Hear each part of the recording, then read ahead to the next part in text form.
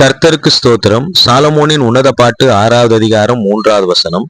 நான் என் நேசருடையவள், என் நேசர் என்னுடையவர், அவர் லீலி புஷ்பங்களுக்குள்ளே மேய்கிறார்.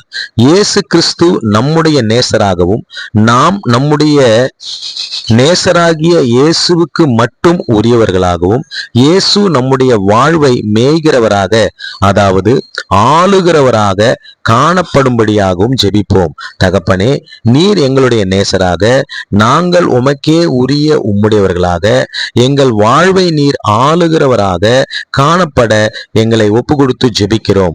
இந்த ஜெபத்தை கேட்கிற ஒவ்வொருவருக்கும் நீரே நேசராகவும் அவர்கள் உமக்கே உரியவர்களாகவும் நீர் மாத்திரம் அவர்களை ஆளுகை செய்கிறவராகவும் மாறும்படியாக தங்களை ஒப்பு கொடுப்பார்களாக.